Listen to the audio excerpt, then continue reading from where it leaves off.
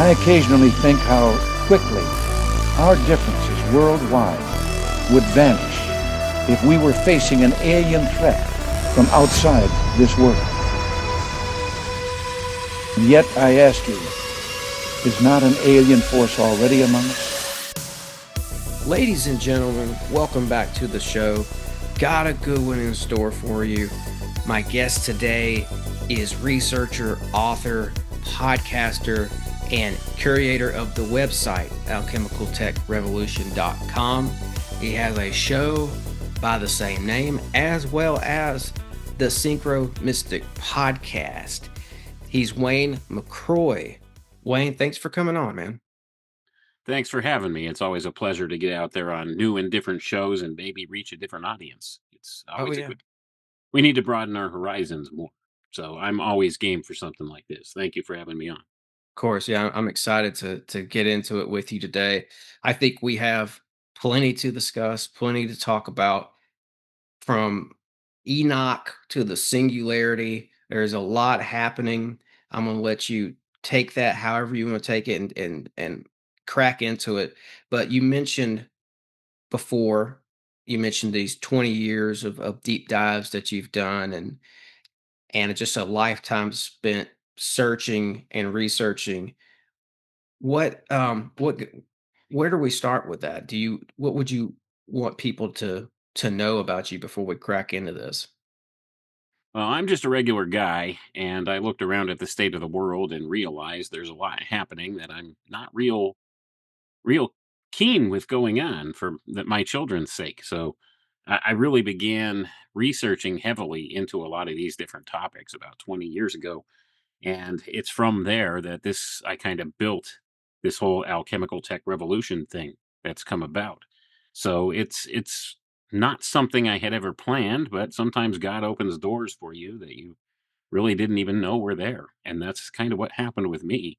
So I started delving into these conspiratorial type topics, for lack of better terminology, for a very, very long time ago. Even as a child, I was always intrigued by the paranormal and by especially UFOs. So that was a particular interest to me. So what really was the catalyst that set me down this path?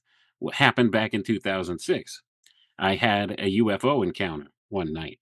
I was driving home from my mother's house, and I had my oldest son with me, who was about 13 years old at the time. And we were going over the top of the mountain because to get from my house to my mom's, we had to go over this mountain. So we crested up to the top of the mountain, and it was a quiet night. It was probably a little after 9 o'clock at night. It was dark, quiet, no other cars or anything on the road. And we both saw this light up in the sky, maybe about 30 yards above the treetops. So I had a car with a power moonroof at the time. So I decided to pull over because there was no noise. It wasn't making any noise. So I pulled over to the side and opened the power moonroof, and we both watched in shock as this square shaped craft, clearly a metallic craft, square shaped, with a white light on each corner and one big red light in the center, just coasted very slowly overhead. Couldn't be going more than maybe 20 or 30 miles an hour. And we watched it, and nobody would believe us if we weren't there with each other. Like, if it was me by myself, people would think I was nuts. And the Mm. same thing with my son, but we both saw it, and it was intriguing. So that renewed my interest in the UFO topic and sent me down into deep research, initially down the UFO rabbit hole. But if you've ever researched any of these conspiratorial type topics, for lack of a better term, if you've ever researched them, you always find that you'll invariably wind up in one of two places, and most likely both, when you dig deep enough. You always, always, always find the occult at one end of this. And at the other end, you always, always, always find a little philosophy known as transhumanism, which is the big granddaddy of all conspiracies going on in the world today. It is what's happening right now. It's the advent of this transhumanist notion, which is the actual fulfillment of many of these ancient occult teachings. So the occult, transhumanism tied together, this is blending modern day science with the old natural or alchemical sciences of antiquity and bringing about a transformative change in this world that many of the top level in the power structure of this world would call the great work. So you have this these different layers or levels of power in this world as to who controls things. Now, I try to delineate this by just some simple terms. And what I've come up with to describe this is I say at the topmost level, you have what I call the dark occultists who run things, because they most certainly are occultists and they tend to the darker side of things. And then just beneath them, you have their minions that they call the technocrats. And this is largely the people that get things done. It's the ineffectual middle management of the world, let's put it that way. These are the figureheads that they put in place to institute policies in the world. So you have this level of power. Now, along with these dark occultists who run things at the top, there are spiritual intelligences that guide and direct and steer things for them and work with them to bring about certain agendas and goals in this world. And when you actually could take a step back and appreciate this worldview, because this is absolutely how it works, when you realize the world doesn't operate how you think it operates. And you find that the more you dig under the hood and look under the hood to see what's going on in the world. So I know for some people, it's probably a bridge too far to make those types of claims or assumptions, but there's a lot of material out there that backs that up. And I think the release of the Epstein files just recently is one of the big, major, huge catalysts right now that are getting more people to be open minded about understanding this world doesn't operate any way how you thought it did, or what the public at large thinks it does. Yeah. So that's where we're at right now in the big grand scheme of things. They're finally lifting the veil. They're pulling the veil away, the veil of secrecy that's hidden all of this stuff in the shadows for the longest time. We're living in the time of revelation. It's all becoming seen out in broad daylight, all this stuff that happened in the shadows in the past. So that's where we're at in the timeline of things. And there's huge spiritual components behind it. And there's a lot of technological things being put in place right now to bring about the fulfillment of the old occult principles that they're trying to leverage into existence in this world. So that's a lot to work from. So Yeah. any particular questions or direction you want to go with the conversation here? Yeah. Well, that's a great foundation for us to proceed from. I just want to say a comment on a couple of things first, and I think a lot of what you're saying resonates with me. I had a UFO sighting that kicked this thing off for me as well. Several of them actually. I won't get into all that, but I fell down the UFO rabbit hole, and it's like you were saying. I quickly found myself at the doorstep of the occult and occult literature. And then I come to find out, oh, all these big names in the UFO movement, Jack Valet, J. Allen Hynek, oh, they're Rosicrucians. They have Jack Valet. It said half of his website, or his his library, is books on aliens and demons, or excuse me, demons and angels. So yeah, that resonates with me. And then I think too, I'm happy about where this where we're at right now. I'm not happy about the Epstein files and what's in them. I think it's very disturbing, but in a lot of ways it validates what I'm trying to do here, and I know it validates what others are trying to do with shows like this one. I know there was a lot of people who criticized me for starting this show, who I know personally, and they, what are you doing? Why are you getting into conspiracy? Why are you going there? And now there's a, oh, whoops. Okay, we see what you're talking about now. So there's I think there's more validation coming for us in the future with that. But I think the technological era has only begun. We could get into singularity later, maybe. Uh, I'd love to hear your thoughts on that. But the technological era has begun, but there were warnings in the old texts. You wind up, like you said, at the occult and transhumanism. Just the blending of those two things. You've got the dark occultists and their minions, the technocrats. I love how you put that. So I think it's just a matter of where do we go from here? Do we go into technocracy and singularity, or do we go into? I know you've got a book out, Enoch polarity, and anything Enoch catches my eye. So I'll let you take it. Right. So we have a critical crossroads we're coming to in the cycles of time here, and we're going to have to make choices. going to have to make a big choice in upcoming years. Are we going to fall into this transhumanist singularity control grid trap that the technocrats and the elitists of this world would like us to go into? Or are we going to step away from that and go towards the spiritual path? And this is wherein each individual needs to make a choice, and at some point you will be forced to make a choice. There's no avoiding it. There's no walking the fence on this. At some point, you're going to have to choose. Are you going to prioritize the spiritual side of things, or are you going to prioritize the hyper physical, hyper material paradigm that they're trying to shove down your throat right now? Because that's what transhumanism is the fulfillment of. It creates this situation wherein they want you to function only in the physical, material world sense of things. They want you to believe that there's nothing beyond this physical, material world we live in and this life that we live right here on Earth. And they want you to believe that all phenomena, inclusive of consciousness itself, could be explained away as some physical cause and effect sequence. So they want you to believe that consciousness itself is nothing more than the byproduct of the electrochemical activity of your brain and brainstem, when nothing could be further from the truth.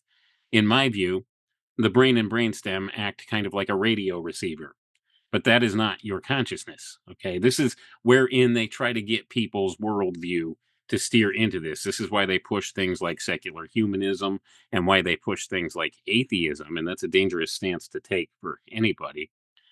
Because, well, as a little side tangent here, because this is important, if you're an atheist, you supposedly don't believe in a God.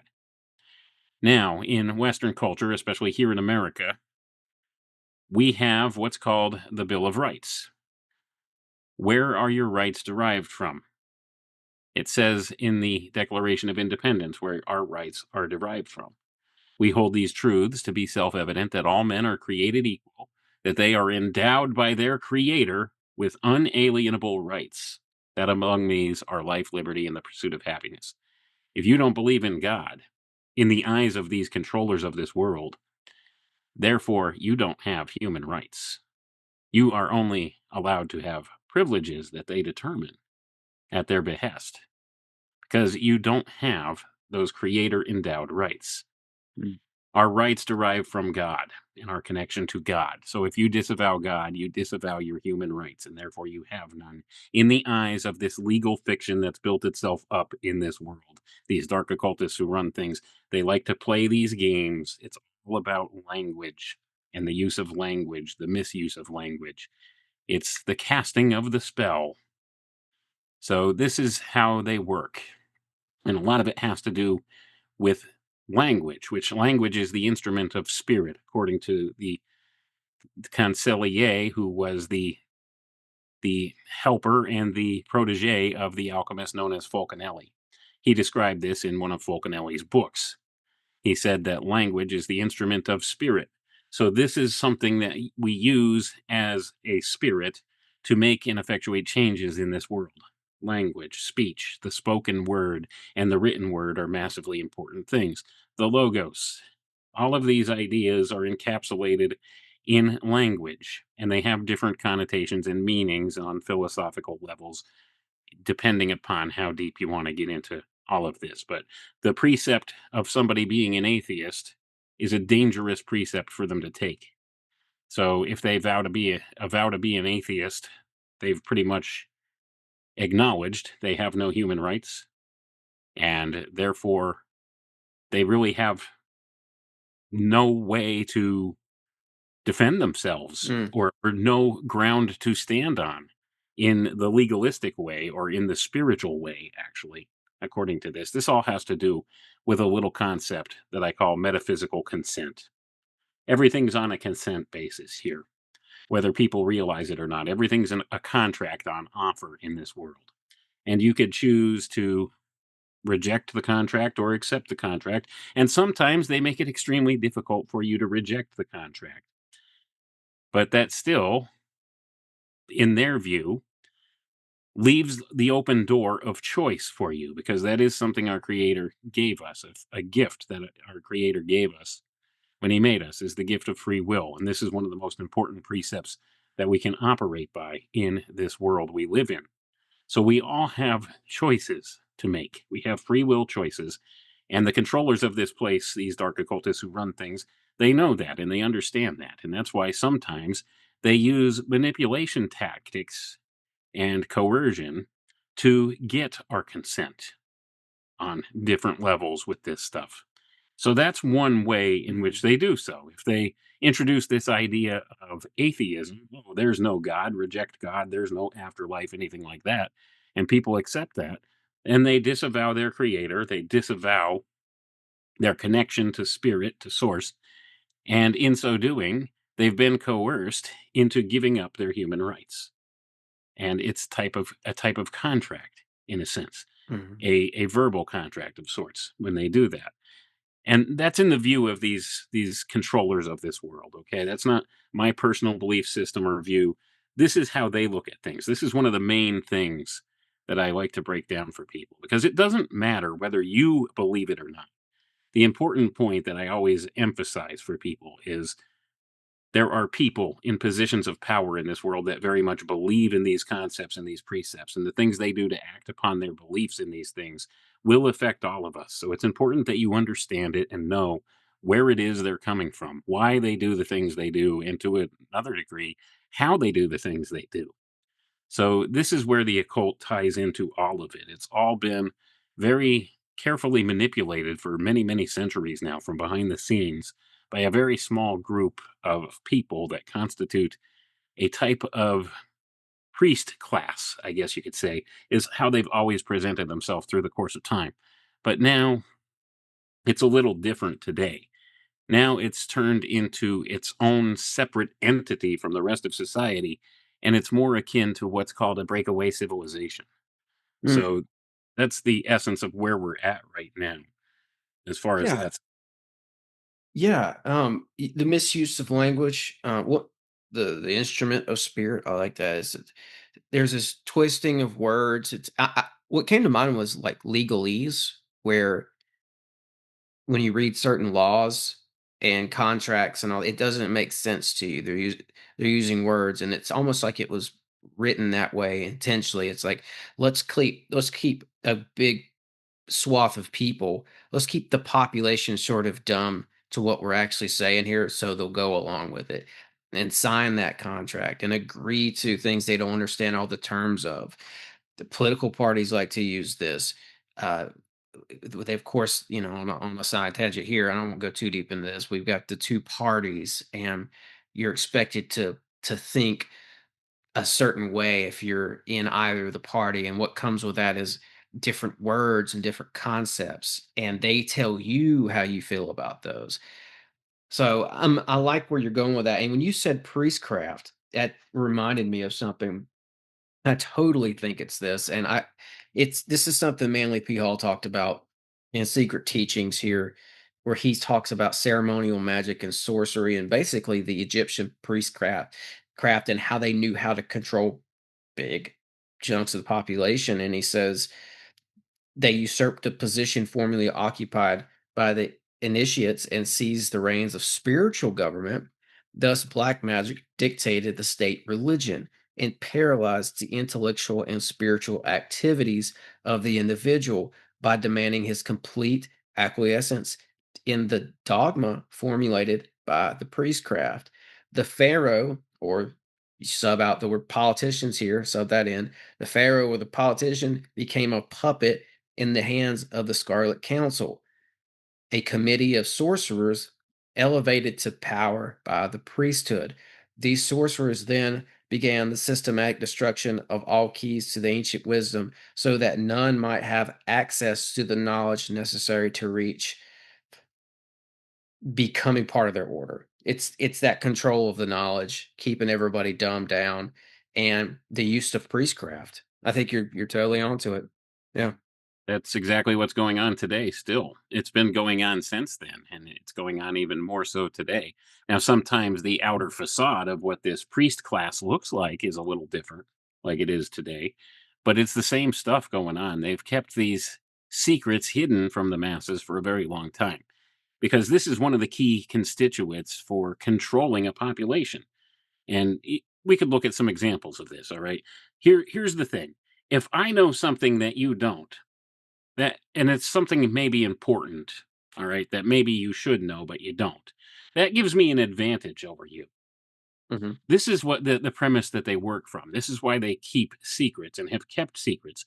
They understood the machinations of the natural world better than the average person. So they kept this knowledge hidden within this select small group of how things function. And I'll use the old example. You may have heard people say this before. In the past, maybe in some remote culture, way, way back before written records or anything, the early initiates or people within the secret society group, the esoteric inner circles of the priestcraft, figured out how an eclipse works. And they were able to predict when an eclipse would come. So they would tell the people, the other people who didn't understand any of it, had no clue about it, that, hey, if you don't pay tribute to us by such and such a date, we'll make the sky go dark. And lo and behold, they were like, you're full of nonsense, and they didn't believe them. And then they said, okay, well, because you refuse, on such and such a day at such and such a time, the sun will go dark. And then it happens. Well, then these people would begin to panic a little because they realized, okay, maybe these guys do know what they're talking about and have some power. So this is just one example of how having some knowledge that somebody else doesn't gives you an advantage or power over them. This is what they've done. They've leveraged all of these different principles against us, and they still do so today. And there's a lot of the old hidden occult sciences and alchemical sciences of antiquity that some of these dark occultists who run things and some of the controllers of this world understand a lot better than we do. And they leverage these principles against us. And not only that, they've taught us to think that these things are silly or nonsensical. They've indoctrinated us into believing that it's nothing but hokum. Look at astrology as an example.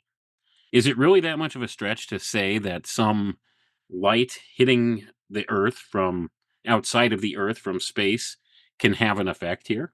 Well, all you have to do is look at the sun to show that, yes, that light hitting us from somewhere in space does have a most definitive effect here. Same could be said from the moon. The moon has an influence here on the Earth, right?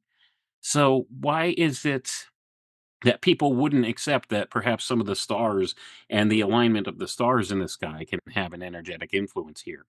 Why does that seem like such a novel idea or silly idea? Well, it's because we were indoctrinated to think that there's nothing to it because they don't want us to understand how they leverage certain natural energies that are inherent at certain times to get things done.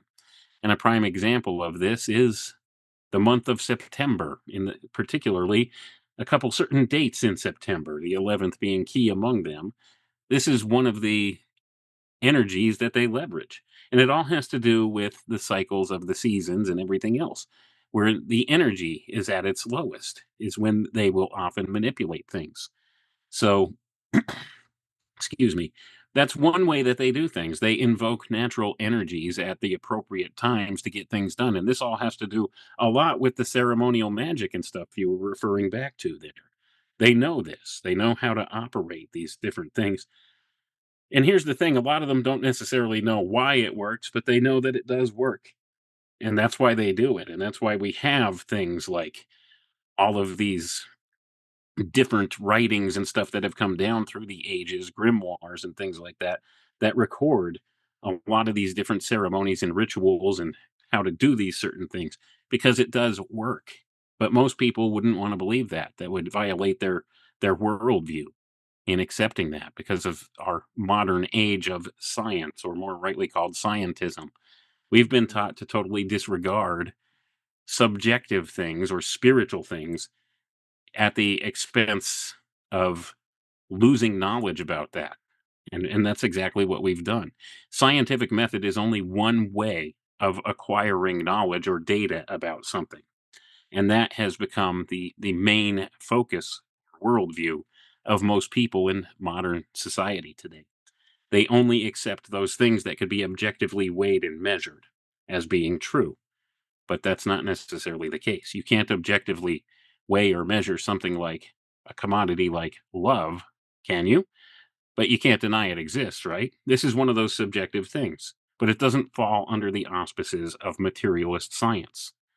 And that's where they have a problem with it.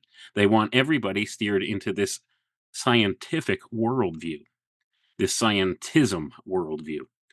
They want people to only accept that which could be weighed and measured. And they do make the attempt to weigh and measure everything, even some of these more subjective things. Because to measure something, to be able to quantify a thing, gives you a type of power over it. Same thing with applying a name to something. This is an old occult principle, too. When you name something, that gives you a type of power or control over that thing. Why do you think it was so important in the Bible that it was pointed out that when God created Adam, Adam named everything? He was giving Adam power and dominion over all of it because he named it. And this goes back to a concept in a lot of the old occult systems that's called true name, which, if you know a being's true name, that allegedly gives you control over them. And this relates back to some Kabbalistic principles, things like what's known as the Tetragrammaton, which is the unpronounceable name of God. So many of these old magicians thought if they knew God's name and were able to pronounce it properly, they could control God and make him do whatever they want. That's where a lot of these concepts come from. It's a lot of these old occultic principles. To apply a name to a thing gives you power over it. To Key- quantify a thing gives you a Keys, type. Keys of Solomon. Sorry to jump in there.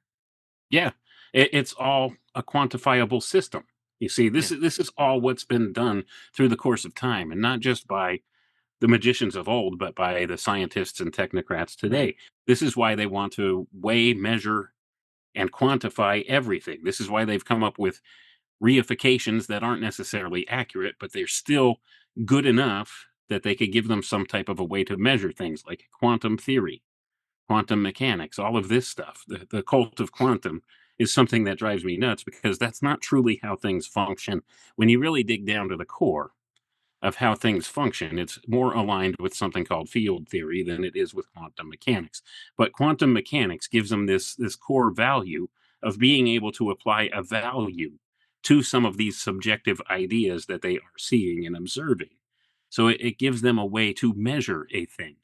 And this is one of the key principles of cybernetics. If you could measure a thing, then you could garner some type of control over that thing, even if it's a very minimal type of control. You could steer it in generalized directions by using a quantification system. They did the same thing when they came up with this reification that's known as the electron. The electron was not originally intended to be a description of a microscopic particle. It was a measure of energy on an atomic scale. So there's so many things that they've done in order to leverage this control over things. And now with the use of supercomputers and advanced AI and things like that, they have more tools for quantifying even these most subjective things. So that's what they've been working on by and large. And I hope that makes sense. Oh, absolutely.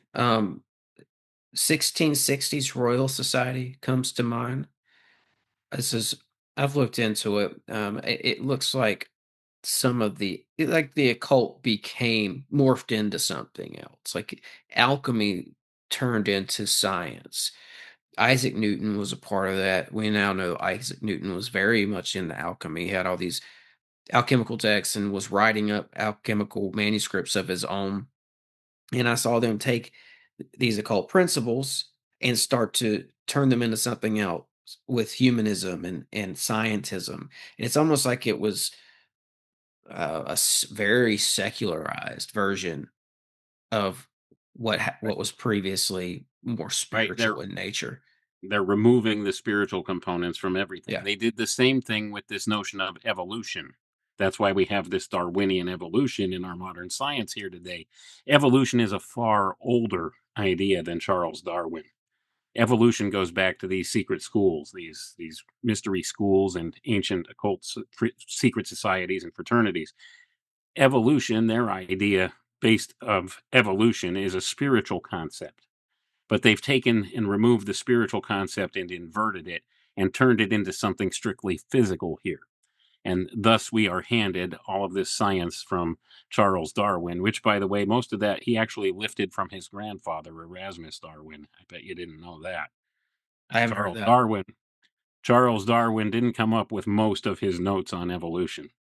Just so Mm, you're aware of that. His grandfather, Erasmus Darwin, who was a member in good standing of a number of different secret society groups and was privy of to this course. occult knowledge, he actually quantified a lot of this. See, it's the quantification of a thing. Yeah. All right. And this goes on slowly through the course of time. And the more you delve into this stuff, the more of that type of thing you find. So it's the same thing that's gone on.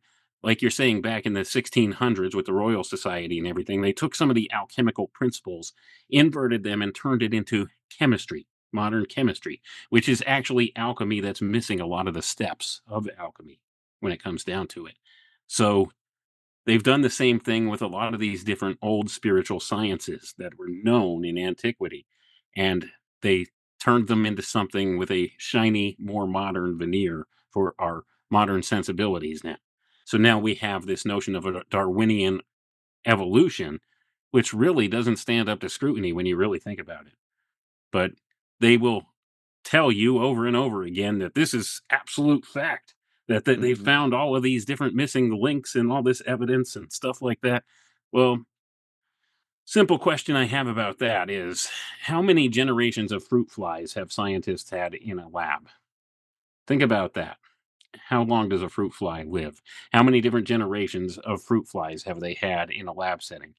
When have we ever seen a fruit fly evolve into something other than a fruit fly over the course of the past hundreds and hundreds of years and billions of generations of fruit flies? Have we ever seen them change one iota Oh, to I don't. prove physical Darwinian evolution? It hasn't happened. So Yeah. they now we do see some changes, and these are, like, just generational changes sometimes with certain things, but this is an adaptation or some such thing. It's not truly evolution. One species does not turn into another species. It just simply has never Yeah. been observed. Although there will be people that will claim that yeah, we've seen speciation in science, when it's actually really not. They're really twisting and manipulating the definition of what would pertain to a new species in this way. But this is one of the ways they've tried to steer the whole context into this hyper materialist paradigm that I talked about. They want people to think in terms of the strictly physical material world. And that's not what the original intent behind the evolution that the occultists were speaking of. It's a spiritual thing. It's a spiritual path. It's about spiritual enlightenment and stepping up to the next grade in spirituality, and they've turned it into this completely physical concept now. Mhm. And they work this into their whole transhumanist system that they're trying to bring about now too. So they invoke this science to reify their plans and their agendas. So it's kind of devious, really. Sure, sure. Just on the fly note for a second. So I think that a fruit fly was designed, programmed, if you will. Fruit fly was programmed to be a fruit fly, and I think that's. Have you heard about this thing they did recently? Supposedly, they uploaded the consciousness of a fruit fly into a That's where computer I was. system. What's that? That's where I was going next with the Oh, conversation. okay. Well, okay, well, I'll just say this then. I'll just say this. I think that they were able to do that. If they were able to do that, it's because, for lack of in simple terms, it's a program. The insect itself was designed that way, so you can take that and stick it into another program, and it might act the same way. But I'll let you get into that. Those are just my thoughts. Yeah, and that's something that's why I brought up the whole notion of the fruit fly. How it's never No. changed. Billions and billions and billions of observed generations in laboratory settings, right? And we've never seen a single change in it.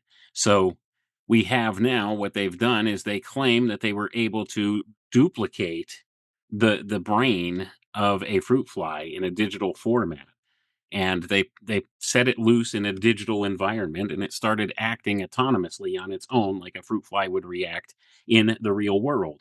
It interacted with its virtual environment and stuff in this way. So they see this as proof of concept for the ability to upload a human brain to a computer. It's just a matter of scalability now.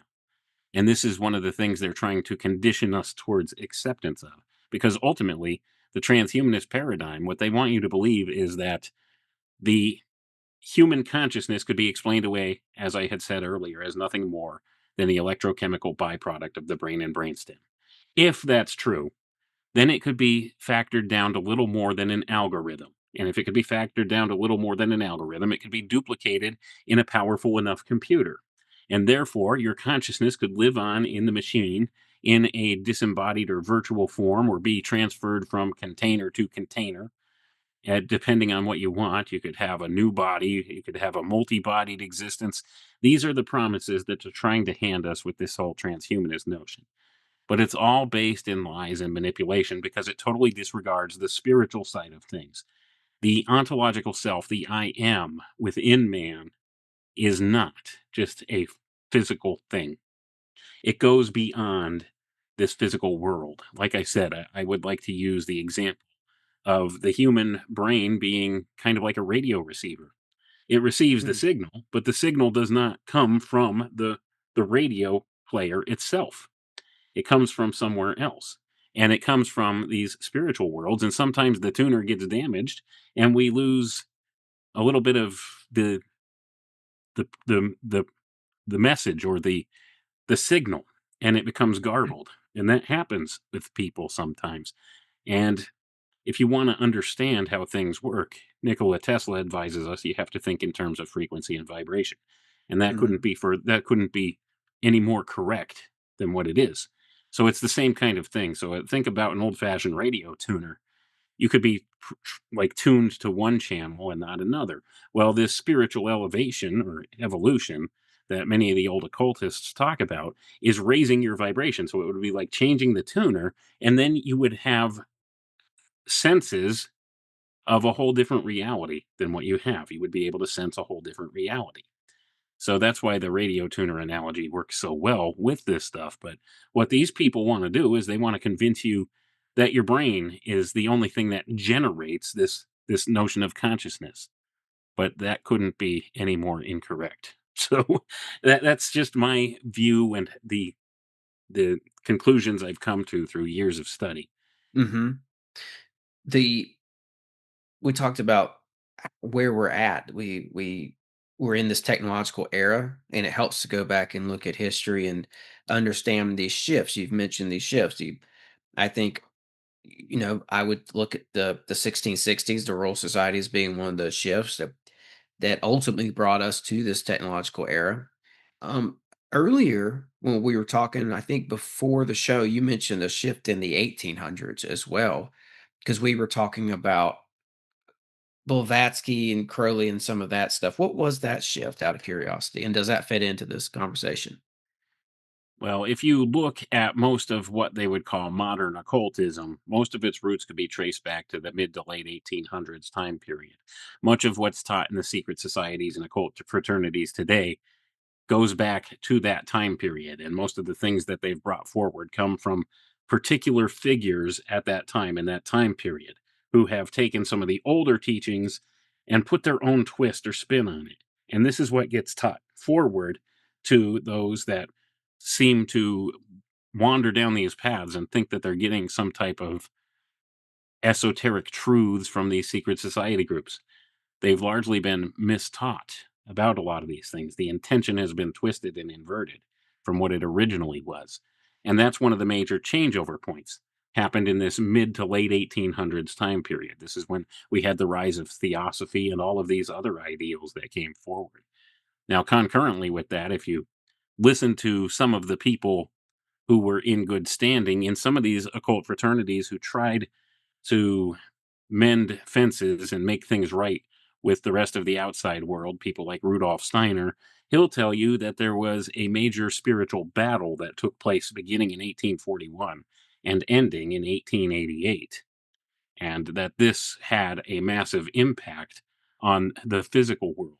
That this whole thing, this whole spiritual battle happened in the astral or etheric realm, and that the results of that battle, which was between Saint Michael and the dragon, the angel Michael, the archangel Michael, and the dragon.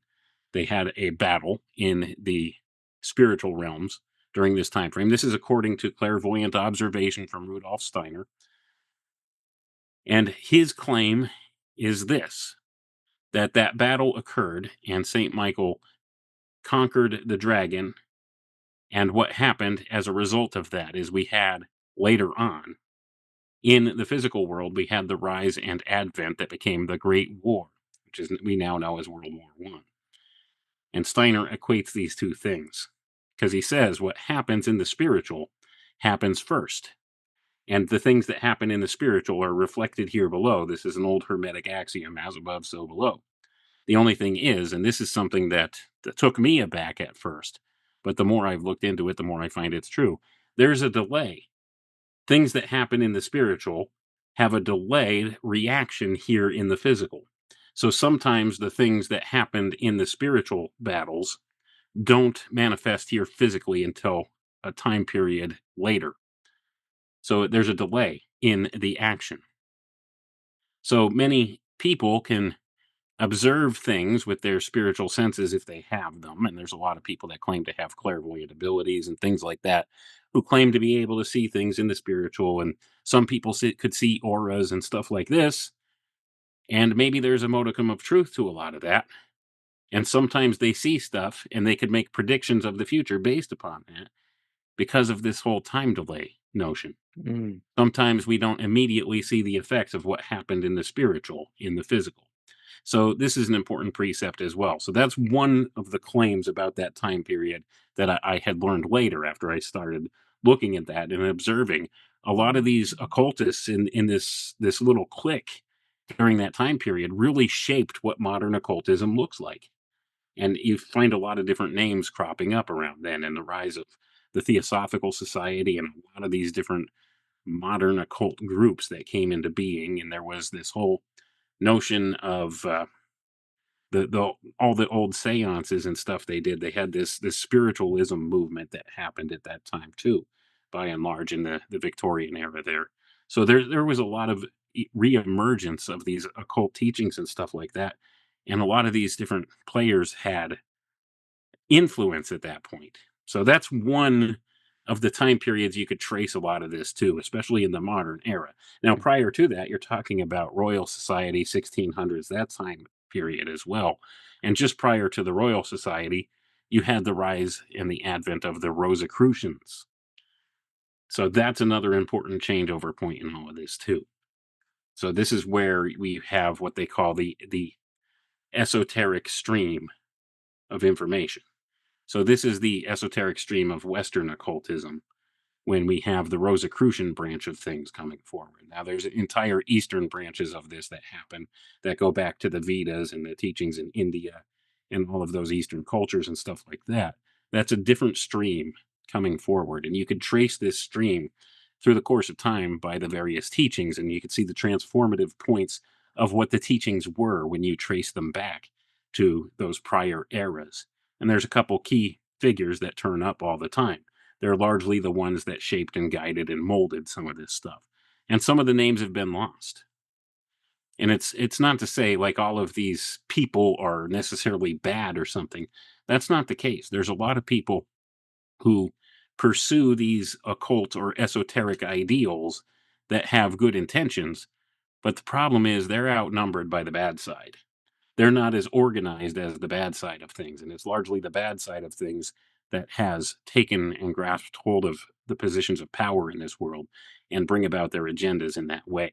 So you do have some on the good side trying to counterbalance what the bad side's doing, but they're far less numerous and far less organized than the bad side. So there's a lot of different ideas to unpack in that. So I Oh hope I'm yeah. not going all over, losing context.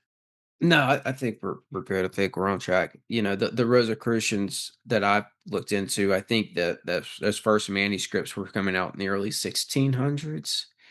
Yep. That's And when they first emerged, and that's when the Rosicrucians were first identified as the Rosicrucians. yeah, yeah, and I saw a lot of connections with that in the court of Queen Elizabeth, and yet Sir Walter Raleigh, John Dee, Sir Francis Bacon, let's not forget him, the Mr. New Atlantis himself, which I think they wrote that New Atlantis as almost like a map for the future, for this technological occult utopian empire that was to come. I think it's always been a part of the plan. But there's something else you mentioned there is that there was a delay. Something happens in the spiritual realm first and then in the physical. I thought that's an interesting concept, like a polarity. And does that get into your work with your Enoch polarity? Yeah, that does actually play in as a key to the Enoch polarity. Now, where do I come up with this concept, the Enoch polarity? Well, you're probably familiar with the figure of Enoch, who has been connected to the fallen angelic host and stuff like that, the Watchers, all of these things, all of these stories that came out in some of the old Kabbalistic traditions and things like that. But were you aware that there are actually two Enochs in the Bible? Two. Yes, Cain. Most people, right? Most people are unaware of that, especially like when you mention that to them. The first Enoch in the Bible was the firstborn of Cain, and he named a city after Enoch. Or some researchers actually believe that the son of Cain and the city Enoch are the same thing. So the city and where he built this city was in the land of Nod, where he was exiled to when he was thrown out from Mount Eden, where Adam and Eve and Abel and Cain had lived. They lived in a cave. And when you go back and you look at the old writings about this stuff, you could find an awful lot. I was surprised that you could find all of this. You know, these are extra biblical texts, but it adds a lot of context as to what actually happened because we're not given all the details in the Bible. We're kind of given the Cliff Notes version of things. So this fleshes out more of the story as to what happened. Well, Cain was exiled. He was sent out from his parents and his brethren, and he was sent to wander. And he was sent down to what's called the land of Nod. He was sent down on the plain of Shinar to the land of Nod. Now, the theologians and the scholars don't think that Nod was an actual physical place that exists here. So it kind of has a connotation attached to it that it's not a real physical place. And when you delve deeply into the meaning and the etymology of Nod, you find that Nod means the land of sleepers. So the whole premise I was able to piece together through looking at this is at that time period, if you correspond this to the Rosicrucian cosmological system, you find that at the very beginning of this period of time that Adam and Eve emerged from, there was still this connection, a more hearty connection with the etheric portion of reality at that point. Man still had some modicum of his spiritual senses and was able to interact with the etheric portion of reality at that point. And that's wherein this land of Nod existed until such point as the flood came and separated all of that from our physical senses now, where man fully lost all of his spiritual senses in this whole process that the Rosicrucians describe as this evolutionary process. Now, first, it was an involution process that happened. And I hope I'm not losing you. This ties to the Rosicrucian cosmoconception and their cosmogony that they believe in and that they say has happened here. And when you look back at this and you correspond it to other systems, you find that there are some notions of truth to this. And when you align it to the biblical timeline, you figure out that there was a time in the early advent of modern humanity, Adam and Eve and their children and early mankind, where we were more attuned to this etheric portion of reality and we were able to interact with different things in that etheric portion. And since that time, we've lost that connection to it, and it was severed from physical reality here, and it became something different. So the land of Nod was promulgated to the underworld, connected to the underworld. So the city of Enoch, who could potentially also be the firstborn of Cain, is in the underworld. and it's kind of like an outpost in the underworld. Now, we get this from some different occult researchers who've dug into this, and we find that that seems to be one of the connections. And here's the kicker. The city of Enoch is said to be in the shape of a black cube. So this really set off some bells in my head when I began to look at this. So this is where the polarity principle comes in. So you have this firstborn of Cain, this city of Enoch in the underworld, a black cube, and then we look at the correspondence to the Enoch we're familiar with. This is the Enoch from the line of Seth, okay? And he's the one that was given the task of speaking with the Watchers and approaching the Watchers, and he's the one that was taken away, or he walked with God, is what the scripture says. So he never died. And according to the Kabbalistic tradition, he was transfigured into the angel, the Metatron. archangel Metatron. Right. And what does Metatron travel through the cosmos in? A Merkaba, a white cube, which is a representation of the New Jerusalem in the Bible, in the book of Revelation. So this is where the Enoch polarity comes in. You have the black cube in the underworld, the white cube in the heavens, and they meet in the middle at the end of days, and they open up. This is the Enoch polarity, and this is what I write about in the book, because you could see it all pre-echoed in all of this, and it's actually encoded in the Great Cross at Henday as well. There's a monument that's been talked about. Many of the alchemists and stuff like that, and made popular. I've read that book, Jay Weiner's book. Yeah, right. This is what's encoded on that. Yeah, it's wild. It's this Enoch polarity. It's wild, and there's a lot of different things that go along with it and correspond with it. So I've gone through the pains of putting it all in this book form, because these are important principles, energetic principles that we need to understand and realize, and it has to do with our reconnection back to this etheric portion of reality.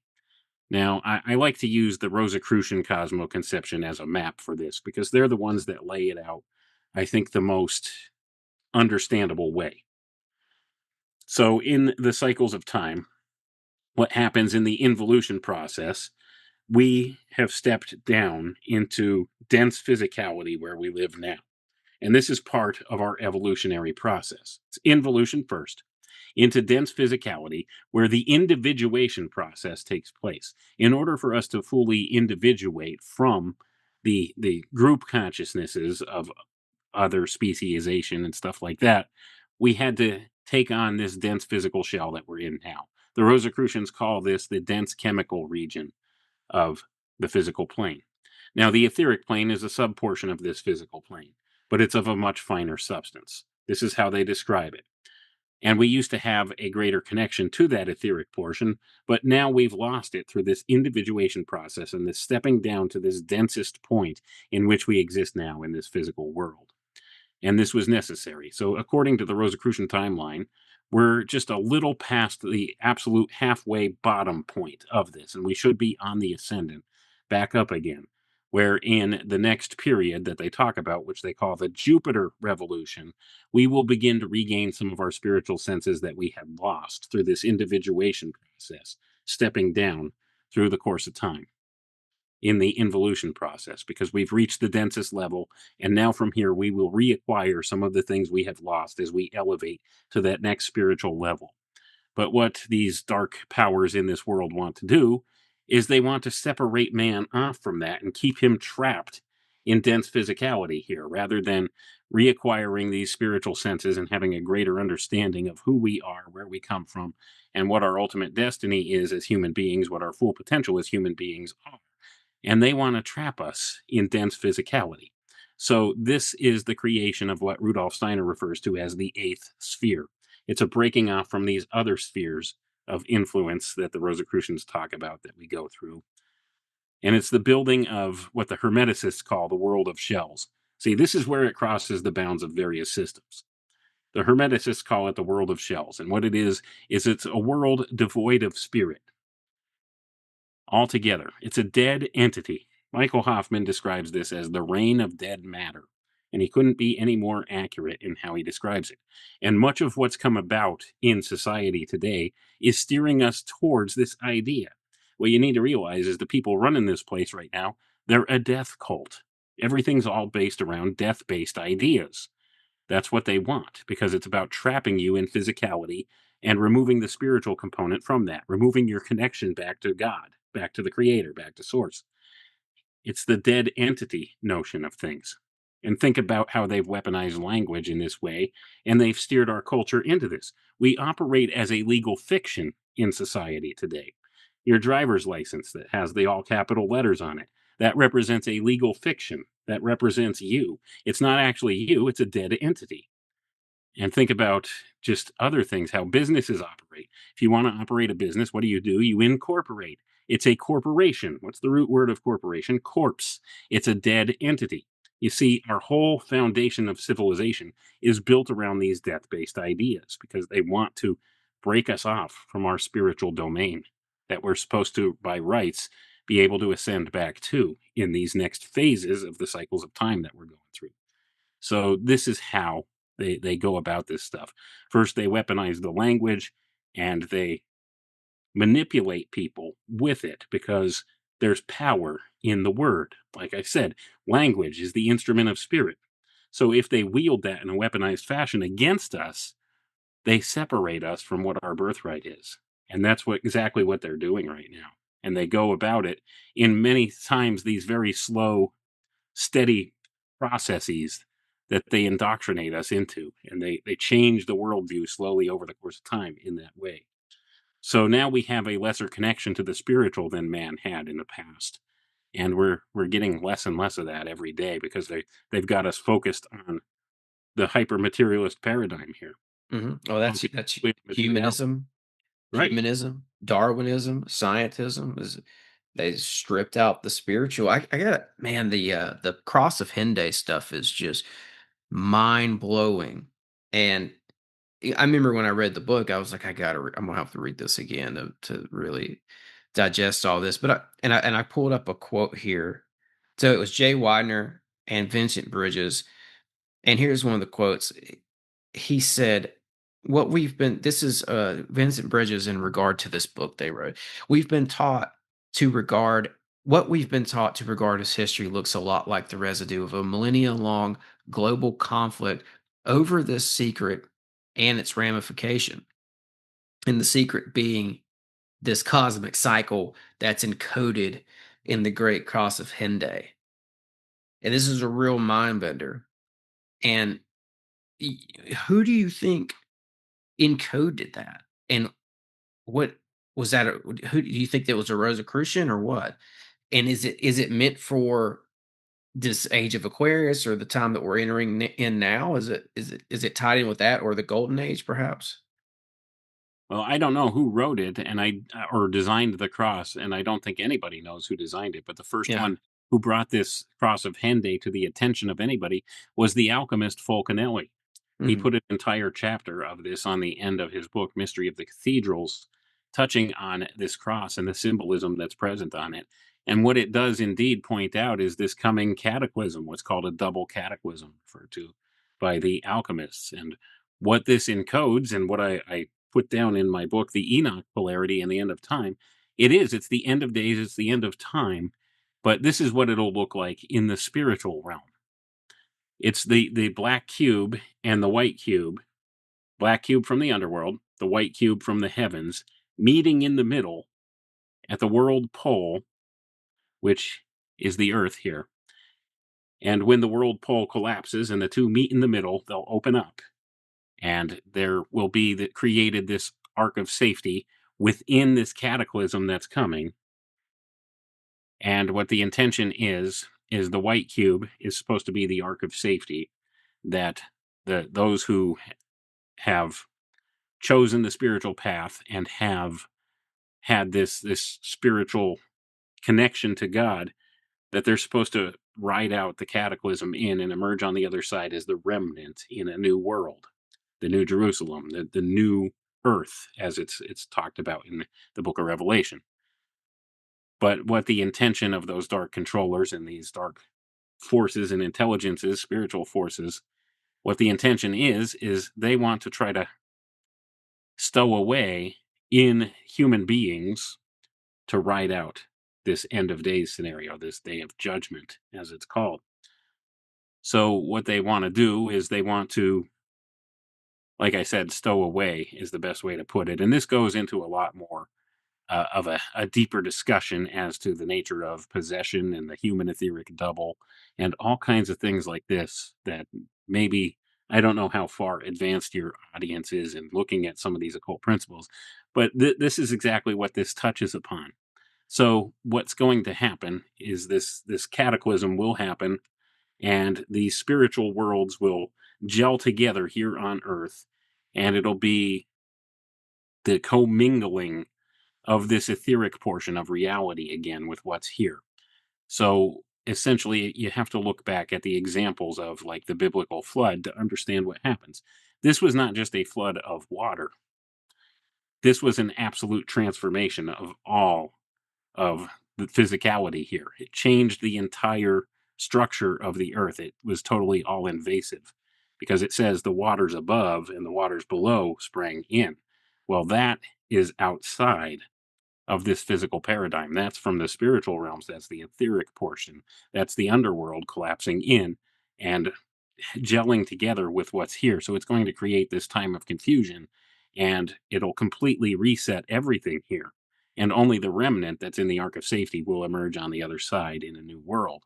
So the plan of these dark powers is to hijack that whole principle and take over this new Jerusalem, the white cube, and ride that ark of safety out to the other side. That's what's encoded there spiritually, okay? This is what it looks like in the spiritual terms. What that looks like in physical manifestation here, I can't say for sure, but my speculation would be a pole shift, geomagnetic excursion on a grand scale, something like that is probably what it would look like. And these are the kinds of the same principles that Jay Widener and Vincent Bridges were looking at too. They tried to equate a lot of this to uh, positioning with the galactic center, and they claimed that the date they tried to come up with a date. I think they were attempting to quantify a little too much from what's encoded there to the date 2012. Remember that December 21st, 2012, and they wrote this way back in the early 2000s, like before that. Well, that time has come and gone, and nothing seems to have happened in 2012, right? But when you're talking about the end of time, what does that look like? Think about that. If you have the incursion of a timeless realm, this etheric portion flooding into this reality, what would that look like? Would probably look very weird. Wouldn't necessarily happen all at once, per se, where everything just kind of physically goes bonkers or whatever all at once. Might be a slow incursion of this timeless realm coming into here. So maybe something did happen in 2012. I don't know. I don't have the answers. These are all speculations on my part. But I Well, think that's the claim, Wayne. A lot of people were saying that we entered some sort of a parallel dimension in 2012, uh, CERN and all that. that's necessarily the case, but it would explain a lot of weird phenomena like the Mandela effect, wouldn't it? Yeah, yeah, Think about for that. sure. If we had the incursion of a timeless realm here, what exactly would that look like?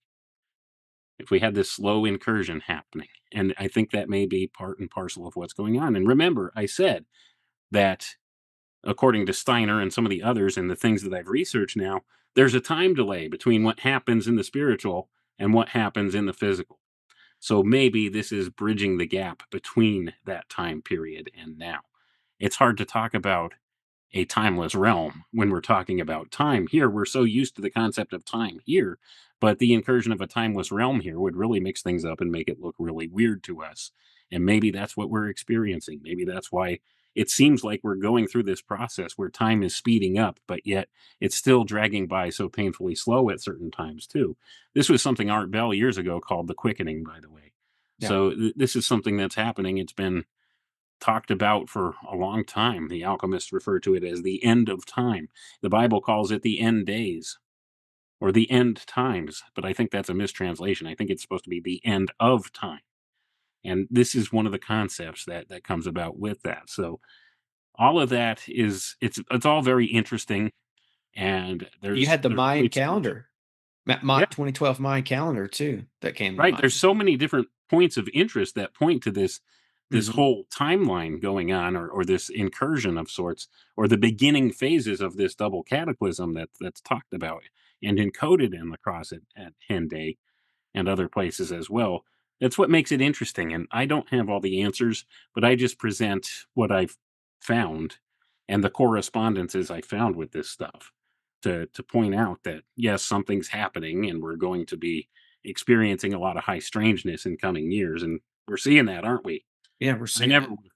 never would have thought things like the Epstein files had come out, and now they were talking about releasing the UFO files and all of that stuff too, which I find super compelling and interesting.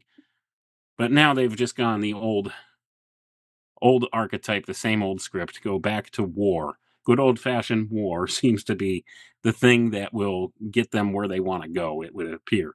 So they're just throwing everything at the wall to see what sticks at this point. I think they're really panicking because there are a lot of people waking up to the corruption and to the facade that is society. People are beginning to realize the world does not operate how you think it does at. They're beginning to figure it out. So the controllers are panicking and they're trying to keep people in this slumber, but there's no stopping an idea whose time has come. And they know this. So they know their time is short and they're panicking. Yeah, and you gotta ask yourself, why now with these UFO, with all these files, but specifically the UFO files? I mean, we're talking about 60 to 80 years worth of files, going back to Roswell and maybe before, we had the Foo Fighters and other various things happening in World War II. All that information, they've kept it locked up for all this time. Why now? So yeah, I mean, there might be something to that with the 2012 thing, and like you said, there's a things happen in the spiritual realm, and it's like there's an echo in this realm, and that's really hard to explain. But have you heard of the concept of two Egypts? I don't know a whole lot about it. I've heard some people study or talk about it, and it's basically the concept of it's kind of like the upside down in Stranger Things, but with Cairo as the example. There's a physical Cairo that you can go and visit and walk the streets of Cairo on your vacation, and then you can go into supposedly the astral realm and visit the the other Cairo, the Cairo in the other realm. It's like a mirrored version of it. You can still walk the streets of Cairo in this other realm, and it's a spirit realm version. I don't know. What do you think about that? Well, I think there's definitely a correspondence to that. We do have this kind of thing. If you go back and study like a lot of these old occult teachings and stuff like that, we know there's spiritual realms, right? And we know sometimes they correspond to actual physical places here. They sometimes coexist and align in that way. So yeah, there definitely could be something to that. Maybe there is an Egypt or a version of Egypt or Cairo in the underworld. I thought you were going to go the angle of there's a portion of the middle United States here that centers around a portion of Missouri that's called Little Egypt. And there's a Mm, lot of different connections there with Egypt as well. So it's a different that's energy interesting. here. Yeah, Michael Hoffman did some work on this in his book. Uh, what's the name of the book? I can't think of it off the top of my head. I have it here on my books. Let me Well, see. one of the things I was Twilight, going to go his book into, Twilight. I forgot to mention it at the tail end of what I was just saying with the two Egypts is was Nod, the land of Nod, right? Was that somehow connected to Babylon? Was that a spirit version of Babylon, perhaps, because they're both in the land of Shinar? It's just a thought that Right. came to mind. Yeah. I mean, that has to be, in my estimation, portion of what that is. Now, Mm, if you look at it, was on the plain of Shinar there, where he went down and exited from the mountain too, when he entered into the land of Nod. And yeah, I mean, that would correspond to probably an etheric portion that mhm. corresponded with that. And maybe things look slightly different there than they do in the physical realm here, if you're experiencing it from the spiritual side. That's the thing. I mean, there's all these different ways of thinking you have to be able to operate in order for considering this stuff. And this is the kind of stuff that our mainstream paradigm would say it's all nonsense, it's all silliness, It's foolish to think in these ways, but it's the philosophical way of thinking, and they've lost the philosophical way of thinking, understanding that yes, we have these different layers of reality that coexist here, these different planes of existence. So we do have these spiritual planes that exist right here, right now, with the physical plane. We're just not tuned to them.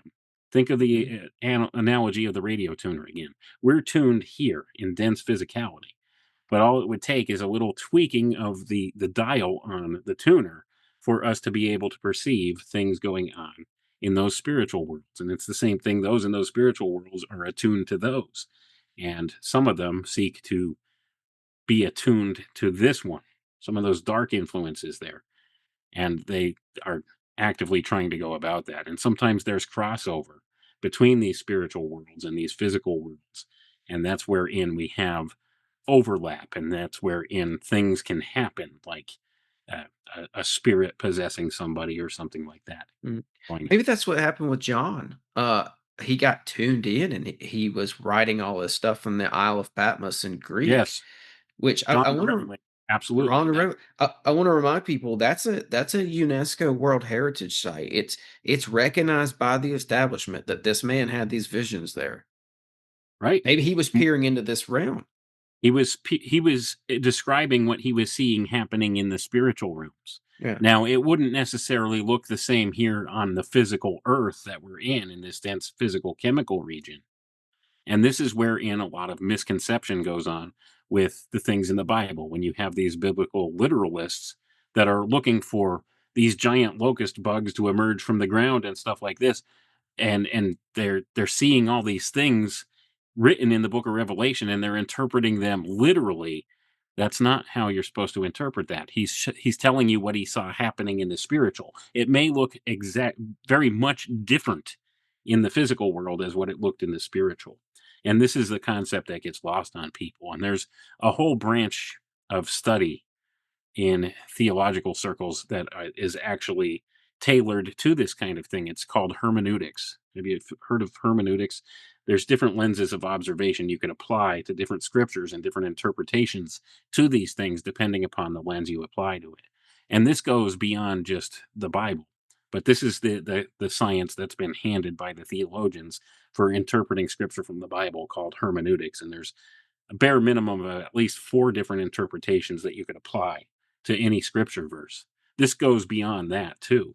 Goes into all different kinds of things. I did a 2-part series of podcasts called Advanced Hermeneutics, talking about the alchemy key. You can apply this same concept and reasoning to the different things that we see going on in the world today, and to various types of scripture, whether they be things in the occult teachings or stuff like that. There's different esoteric layers of meaning to all different types of things that they present to you with symbols and stuff like that. Same thing with scripture verse, and same thing even with something as simple as a news story. Were you aware of that? I mean, if you look at mainstream news stories, you may find that sometimes the wording of the story sounds a little bit off, or they point out some detail that seems like it wouldn't be something they would talk about in the news story. Well, that's hidden language. That's a hidden form of communication. It's called the green language, or the phonetic Kabbalah. It's a way in which these occultists can communicate ideas one with another using symbols or symbolic language. And they use news stories to pepper this stuff through, and even scientific peer-reviewed articles. I found that too. They talk about all this different stuff. They have esoteric, hidden occult meanings in all of these different things. So it's astounding how deep it runs. But once again, it's the weaponization of language. And if you don't know what you're looking at and you don't have the cipher to decode it, you won't pick up on it. But you might get a sense something seems off with that. But you couldn't quite put your finger on what that is. Well, this takes years and years of really in-depth study of the language of symbology and all of these different concepts to really break it down. But that's the kind of thing I've done, and this is what I call synchromystic metadata. That's where the podcast name Synchromystic comes from. Mm-hmm. So I was about to ask about that. It's identifying these clues out there in the greater zeitgeist or information field. That's what I try to do. I identify the little disparate bits of information that point in a particular direction. And That's kind of how it works. So let's break it down this way. There is this information field that exists all around us. Now, all kinds of people from all different kinds of walks of life agree that it exists. They just differ on what they call it. The old occultists call it the Akashic record. The scientists in the modern view call it epigenetics or epigenetic memory or things like that. And you have scientists call it the quantum information field in the physical sciences and things like this. And like the shamans would call it ancestral memory, these kind of things. They could tap into this information field through certain rituals and rites and things like that.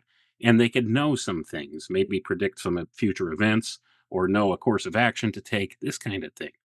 So the agreement is this information field exists. I like to use the term zeitgeist to describe it, because there is a spiritual component to this. And Zeitgeist is a German word that means spirit of the time. So in order to tap into this Zeitgeist, sometimes we can see little disparate bits of information in this greater information field, and we could decode these things. Now, a good example I would cite as to this is about a year ago, early last year, we had a news story that hit that seemed a little out of place. But nonetheless, it was there. This news story talked about a company called Colossal Biosciences and that they had re-engineered the dire wolf. Do you remember that story? Yeah. They re-engineered the dire wolf, this extinct species, and they brought it back to life. Well, what's the importance of this? Do you remember what they named those wolves that they brought back? Yeah. Romulus Remus? Exactly. So this is an archetype. This is one of those bits of information, synchromystic metadata, that was put out there in the information field. So what this is this is a hearkening back to the creation of a new Roman Empire, a new golden age, the re-establishment of empire. And what have we seen happen since that time? Well, we've seen the U.S. going on this kind of binge of taking over certain places. We went into Venezuela, kidnapped their president. Trump was talking about taking over Greenland, and now we have all these proxy wars going on. They've escalated warfare in the Middle East, and it's the reemergence of empire. So it's about the rise and fall of the Roman Empire again. That's the archetype that was presented in the zeitgeist. Now, to further back this up a little bit more, about 2 or 3 weeks later, another news story came out. Elon Musk had another child in secret with a woman named Ashley Sinclair. You know what they wound up naming the child? I'm going to guess Romulus. Yep. You can't make this stuff up. So there's the hit again out there in the greater zeitgeist. So this is what I'm talking about when I'm talking about synchromystic metadata. It crops up in totally unrelated places, but it's out there in the greater news cycle and out there in the greater information sphere for you to see. And it points in a certain direction. Mm-hmm. And then, just a few weeks later, the Pope died. And we had the emergence of a new Pope, an American Pope. So the new Rome is America. You see this? I see. And he went later and he declared in public, and this goes back to some of the old teachings. If you go into the works of Malachi Martin, and if you look at the works of like Tom Horn and people like this who've talked about this stuff in the past, what happens is this new pope later goes in Italy shortly after he's elected, and he declares to the people there, and there was a big news story and stuff about this, I am Roman. So he declared himself Petrus Romanus, Peter the Roman, who is said to be the last pope. And he's the first American pope. So now we have the emergence, the rise of the new Roman Empire. In the Bible, if you want to look at this, scripturally, how theologians and scholars, biblical scholars, talk about this is when you see something written literally twice in the same phrase in the Bible, that means it will literally happen twice. Well, in the book of Revelation, it says about the fall of Babylon in the end times here. Oh, Babylon the Great has fallen, has fallen. that references back to the falling of the Roman Empire twice. So, in order for the Roman Empire to fall twice, it has to fall once first, which it supposedly did, transformed itself into the Vatican, and the Holy Roman Empire took its place as the Vatican. Well, now you've seen what's happened with the Catholic Church through the course of time. It's really a dying and almost dead entity at this point in world affairs, but it still has some centralized type of power to it. Well, it merged itself with the West now, America. And this is the reemergence of the new Roman Empire, which is destined to fall again. And they've been engineering the decline of America even still. So we're going to see this second Roman Empire fall again. Babylon has fallen, before we see the cycle come into being with this cataclysm. So this is what we're experiencing, and this is what was encoded in those simple little news stories in this synchromystic metadata. And it all corresponded, and it went linearly in this fashion within the course of a few short weeks, where we had the death of the Pope and the emergence of this new Pope, an American Pope, Pope Leo, by the way, invoking the archetype of the lion and the energetic principles behind the summertime energies and the fire energies. And we're in the year of the fire horse now. And all of this is going to come to a head. So we're seeing all of this stuff happening. So it's this type of archetypal information that we see the emergence of. And this is the important thing that most people don't have the first clue how to read. But when you see something strange like that, a little buzzer should go off in your head. Like if you're tuned into any of this stuff at all, you begin to realize that this can't possibly be a coincidence. How could it be a coincidence that within a couple weeks' time, you have this scientific organization re-engineers dire wolves, names them Romulus and Remus, and then all of a sudden Elon Musk has a child named Romulus just a couple weeks later, and then the Pope dies, and then there's a new Pope, and then there's all this talk about empire and expanding Empire. all of this. So it's the Yeah. old Roman model again. So Right. we have all of this that it came into being, and these are the types of energies you could read in the zeitgeist. This is the synchromystic metadata as I try to define it. I've been working for the bulk of my adult life trying to reverse engineer this, how this works, but this is the type of communication that is used by these dark spiritual entities and these dark occultists who run things in this world, these people. Right. It goes back to the hierarchy you presented early on, the dark occultists, and then those who work for them, the technocrats. And then above that is like a spiritual. It's a non-human intelligence that seems to steer and direct things and make things come into being somehow, has some type of influence here, because I find it hard to fathom. I don't think that there's just these guys that get together in a boardroom and they get their little plans together and we're going to do this and that. They can't possibly have all these seemingly coincidental things happen and fall in place how they do. So it requires a non-human intelligence, a beyond human intelligence that steers and guides and directs certain things and bits of information in the field to bring into fruition some of the agendas that they plan. It can't possibly be coincidence because it happens too often for it to Yeah. be coincidence statistically. So, Especially with the numerology, some of the yeah, I've seen breakdown like there's 33s everywhere or whatever the number happens to be, and the math there's all this encoded math, and I saw a breakdown once of the numerology behind the Las Vegas shooting, and it was wild. It's like that was not like you're saying, it wasn't some guy in a boardroom masterminding the whole thing. It's a level above that, I think. right. It's a non-human intelligence that puts things in place so that this Hmm. stuff can align. Something that exists outside of this physical paradigm that we're in, that maybe isn't bound by the restrictions of time like we are. Maybe whatever this intelligence is could look ahead in the future and see, okay, this is not where I need it to be in the future.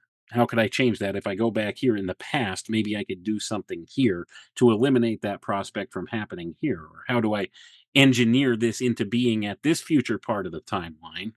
Well, I have to go back here and do this, this, and that to bring that into being or manifestation there.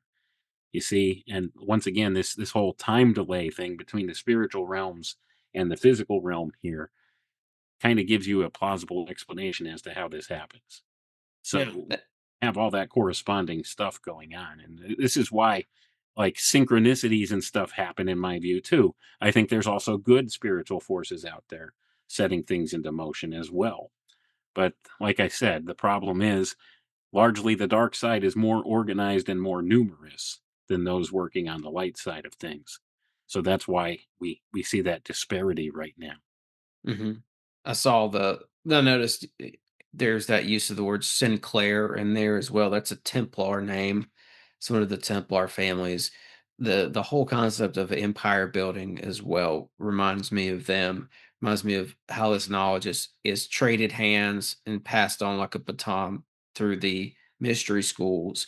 And I think some of that knowledge includes the knowledge of empire building altogether. And I think that's what was in my opinion, what was encoded in that book, New Atlantis, from Sir Francis Bacon, who was probably a Rosicrucian in the first place and working with Templars, in my opinion. And they wanted to build this thing. A philosophical sort of a science empire of elites, just a few ruling the many. Uh, Plato, Guardians of the Republic style. You had a couple group of people at the top. They're occult oriented and they rule everyone else down below. And I think that that's what they're trying to do now. And it's like, uh, yeah, it's almost like they're trying to build this new type of empire, except now they have technology. So they have a whole other set of tools to use to do this. Right. I like to call it the same old New World Order because that's exactly what it is. It's Yeah. been the same plan for as far back as we could look. And we could look way back beyond Sir Francis Bacon and all of those people as well. Goes way back, way before them. By the way, Right. a little aside here you might find interesting. There are many who believe that Sir Francis Bacon is actually William Shakespeare. Hmm. That William Shakespeare was a nom de plume or a pen name of Sir Francis Bacon. Yeah. So that's an interesting aside, and you could find all kinds of there's different books from the secret societies and stuff that talk about I that. kind of I lean towards that. I I can think see he that could have being been. it's possible in my It's view. possible. I always found that interesting because Mhm. we look at the works of Shakespeare, they have so much influence even in the modern day. And especially to some of these like psyops that go on. Like you mentioned that Las Vegas shooting, the encoding there. Well, Shakespeare was encoded in that. The guy's last name was Paddock. Paddock was the name of the demon familiar in I think it was Hamlet or something like that, if I remember correctly. So there's the works of Shakespeare encoded in that too. Mhm. So they use all these different archetypes and bits of metadata, synchromystic metadata, to spell out an archetype. And it's only if you have training in some of these classics and stuff like this that you would recognize it. This is why mythology is important. And this is why our modern society is kind of discounted or discredited and put aside the study of mythology. You don't find that in the regular education system anymore. This is part of a classical education. Now, there was a time when people would recognize a mythological archetype when it was presented to them. Not anymore, we don't. A prime example of this, we did a show years ago on Crow 777 Radio about this, where we looked at an event that happened in the 1980s, the baby Jessica fell down the well story. Do you remember that? I don't know how old you are, No, I but don't know that one. well, in the 1980s, mid 1980s, I think it was like 1988, 80, it was 86 or 88. There was this mainstream news story that came out. There was a young girl, a toddler. Her name was Jessica. They called her Baby Jessica. She fell down a well shaft, and they decided for the first time ever they were doing 24/7 news coverage of this. And this is actually the news story that launched CNN as a 24/7 news service, the first 24/7 news service. So this launched the news service, the 24/7 news service, into reality. It never existed before that time. There was you got your snippets of news. There was the 6 o'clock evening news, and there was maybe news at noon or in the morning, and that was Mhm. it. You didn't have 24/7 news coverage. Now we have 24/7 news coverage. That's a very common thing these days. But that was when CNN launched as a 24-hour news service. They had existed prior to that, but their ratings and stuff had tanked, and they were on the verge of bankruptcy. Then this story happened, and because of people's interest in this story, this put CNN on the map and made them a major player in newscasting. So that instantiated the 24/7 news cycle and birthed that. Well, here's the thing. You know what was encoded in that baby Jessica story? Veritas down the well. They were telling you in Truth. the esoteric language that truth will no longer be told by the news services. Truth was lost down the well. Wow. We did an entire breakdown of this. This is the kind of stuff I'm talking about. But if you're not familiar with the classics and with mythology, then you wouldn't understand that. Or Latin. Or Latin. Yeah, right. Exactly. This is why a lot of this stuff has fallen away from our modern education system. It was once Mhm. part of a classic education, but they do this stuff all the time. There will be an archetype, a myth representation out there in a major news story or something, and people won't even pick up on that. It's an Mhm. archetype, and it's playing on an unconscious part of your mind because there's an unconscious part of your mind that recognizes the energy for what it is, and that will represent as a at some point as a subconscious impulse that transforms your conscious behavior in some way if you don't recognize it consciously. So they know this, and this is how they steer and guide people in certain directions with some of their programming motifs and stuff like that they have. It's the use of these mythological archetypes. So it's important to learn mythology because, like I said, they use this kind of stuff all the time. Perfect example, the direwolf situation. Romulus and Remus. This was the founding of Rome. That's exactly Mhm. what that myth is about, the founding of Rome. And they were telling you the wolves are at your door, right? So we see the wolves of Rome are now instantiating empire around the world. And, just a short time after that, Donald Trump decided he was going to rename the Department of Defense the Department of War, implying the intention behind all of it ahead of time. And there it is. Oh, And yeah. you could read everything. Intention's everything. So you could see by just this play on words how all of a sudden they've transformed this nation into something entirely different than what it was before. But most people just don't want to even think about that or dig that deep into it. They just or want to go along to get along and go about their own business. I But think that's a perfect example of them telling you exactly what they're about to do. When they renamed it Department of War, I'm like, here we go. They're telling us yeah, exactly what they're about to do. And ex- and it coincides with these older occult ideas. And like you said, you could trace some I think you could trace some of this back to Francis Bacon and the New Atlantis, but it's like you said, it goes back further than that.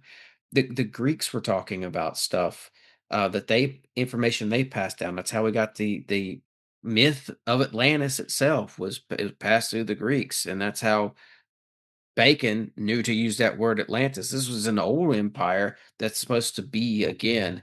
And wanting to when it comes to like the war aspect, I'm wanting to tie this in with something real quick.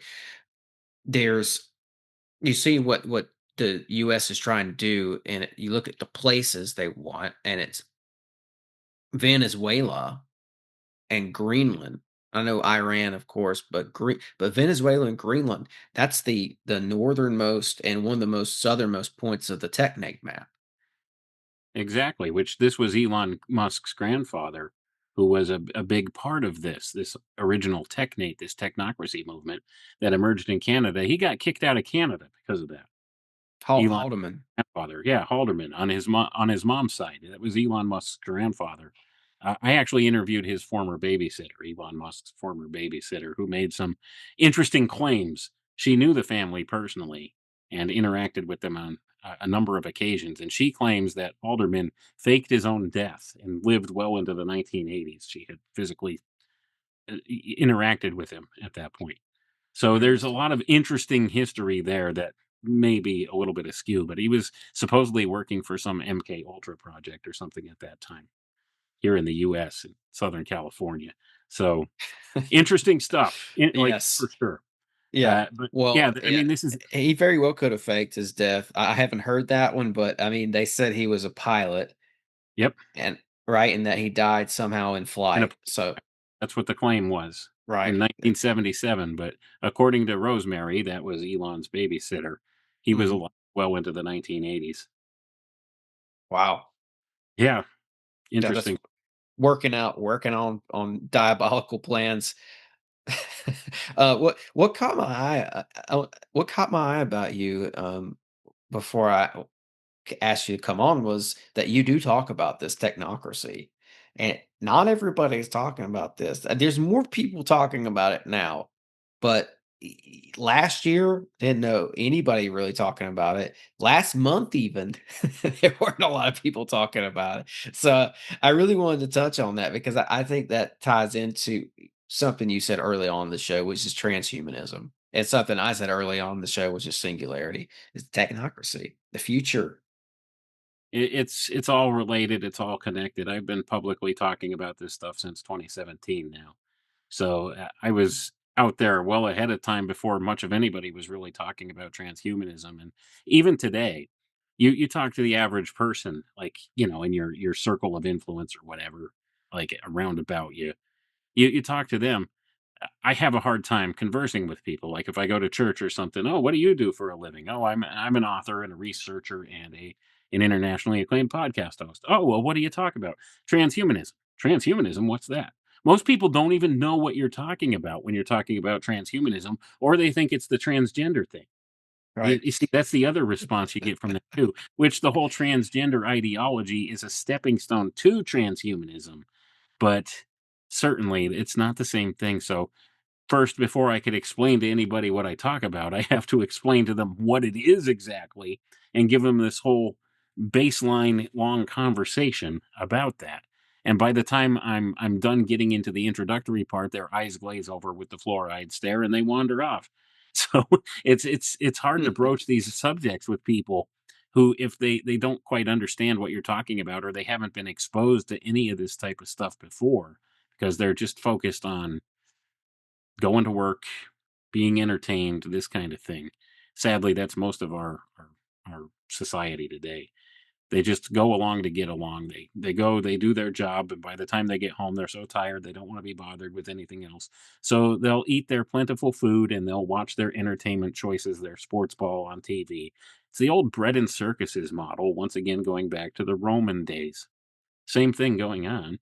So they're too busy just trying to make and eke out a living to even think about these things in any type of a philosophical way. So they are largely not exposed to any of this stuff, and they don't know what you're talking about when you're talking about man actually merging with machine and ascending to the next level of evolutionary phase into the post-human era and becoming something godlike or different from that. This is what the transhumanist ideology promises people. Promises them physical immortality, promises them godlike power and control over nature and over everything. And it gives you this false impression that this is the answer to all of humanity's ills and that it is our destiny. This is the next step in human evolution, and it's the route we need to go. This is what the transhumanists propose and what they put forward. And there's all different theological sides to this as well. There is a transhumanist movement in every major religion in the world today. That's something people don't know about either. There's transhumanist Christians, transhumanist Mormons, and that's a big one. There's a lot of Mormon transhumanists. And a lot of transhumanists will come out and they'll tell you that transhumanism is the fulfillment of all religion, that religion is a precursor to transhumanism. These are direct talking points from transhumanists. Okay. Mm. This is what the ideology they express and they espouse. So there's a whole lot of this. It's all about man taking on what they call self-guided evolution. That's what transhumanism is about. Controlling his evolutionary step to the next level by merging with his technology and merging with this artificial intelligence that he's building. That's what their plan is. That's what they're trying to bring about in this world. And it's all based on falsehoods and lies and deceptions because they disregard and disavow the spiritual component of all of this. That's where the problem is. They don't want to think about the spiritual side of it or contend with that. So they're trying to phase that out altogether. Mhm. In so doing, they're causing a great rift in humanity where there's going to be a split, where there's going to be this group that will stay the course and will take the spiritual path and ascend to their full potentiality as what human beings are meant to be. And then there's the other path, which will go this transhumanist, post-humanism route, where the end of the road there is extinction. So we're coming to that branch in the road. Like I said in the beginning of the broadcast here, we're coming to a critical crossroads where we're going to have to make a choice and make a decision. We're going to be forced. Your hand's going to be forced at some point in the near future as to where you're going to go with this. And one of the major pivoting points for this, the precursors that we saw, happened back a couple of years ago during the whole COVID scamdemic, where they gave people the option: are you going to take the shot? If you don't take the shot, you'll lose your job. If you don't take the shot, you'll lose this. You'll be a pariah. We won't let you go shopping anymore. We won't let you here. We won't let you there. We won't let you travel. How many people capitulated to the pressure? That was a test. You see, this was one of the precursor events showing what's coming in this whole transhumanist future, where we're going to be offered these choices. And like I said, everything is an offer, a contract. You could reject the offer, but it might cost you something, might make your life inconvenient for a while. The whole COVID situation was a perfect example of that, wasn't it? Where you see, if you didn't refuse the offer, they made life miserable for you for Right. a while. And it's the same kind of thing coming with this whole transhumanist singularity. Yeah, they did. They made everything awful. Now they're saying, "Oh, you had the choice. We didn't Yeah. make you do anything." That plausible deniability and all that. But yeah, in 1932, Aldous Huxley talked about a scientific dictatorship. I think that we're seeing the makings of that. There's H.G. Wells, another technocrat, wrote a book called The New World Order. Hmm. I see that we're heading more and closer to that, and there's this eugenics factor within transhumanism, and you could take that back to the 20s. So with the beginnings of in part with the beginnings of the American Eugenics Society, all of this has markers in history as to where it came from and where it's going, and it's clear to me that they're setting up this technocratic system, beast-like technocratic system, potentially. Is it the beast system from Scripture? I guess we'll see what John the Revelator was talking about. Yeah, I suspect that this is exactly what it is and what he was talking about, this whole beast system notion of things. But just to go back a step there to like what you were just talking about with all of this, we have Aldous Huxley is actually, or actually it was his brother Julian Huxley, coined the phrase transhumanism. It's just so there's another interesting aside. So these guys were talking about this stuff before it was even stuff, okay? Mhm. Before they even had a phrase for it, this whole transhumanist notion. And just as another aside, it is a direct lineage from eugenics. And there is a pro transhumanist YouTube channel out there. Has a 4.5 hour documentary on it. I think it's about 20 minutes into this documentary. If you click on it and watch it, they tell you in no uncertain terms what transhumanism is. And they even put the words right on the screen for you as they say it out loud. They tell you in no uncertain terms that transhumanism is eugenics without coercion. That's what it Wow. is. It's a YouTube channel called Transhumania. Go ahead, look that up and see if you could find it. They have a couple long documentaries on there. I forget which one it is, but it's about a 4.5 hour long documentary, and I think it's about 20 some minutes into the documentary where it tells you this. I was so stunned the first time I saw it, I took a screenshot of it. I still have that screenshot on my phone of the words transhumanism is eugenics without coercion. They tell you in no uncertain terms who they are and what they're about if you just listen to them. That's the same thing with all these dark occultists who run things in this world too. They tell you who they are. If you take the time to listen to them and you take them seriously at their word, oftentimes they put out stuff in the form of satire or in the form of, oh, it's a joke or they're not serious about it, but they most certainly are serious. They like to release that kind of information because this is part of what I told you about the whole concept of metaphysical consent. Everything is an offer. And you could reject the offer or you could accept the offer. And sometimes they make your life miserable if you reject the offer. But at the end of the day, you ultimately still have that choice. And they'll tell you, they recognize that after the fact now. During COVID, you had the choice. That's what they tell you, right? You made that choice. You didn't have to. We didn't force you to do it. We only made it so, you can't have any income coming in, you can't eat, you can't go anywhere, you can't do anything, you can't live a normal life and interact with society. But we didn't make you do it. And they use that as their type of plausible deniability. And that's the other operational principle about these controlling factors of this world. They love plausible deniability. That's why they like AI so much, because once they put the AI in charge of stuff, well, the AI did something wrong. What could we do about it? Who do they hold accountable? Nobody. Goes back to the whole concept of the Epstein files here. Yep. Has there been any arrests yet? No. It's been how many weeks now? It's been a couple months. There's been no arrests. They mock arrested Prince Andrew. They Right. let him go the same day and said, "Oh, we're investigating." They're not going to do it, and we know that. Yeah. Anybody that's been researching this stuff for a while, that's the problem.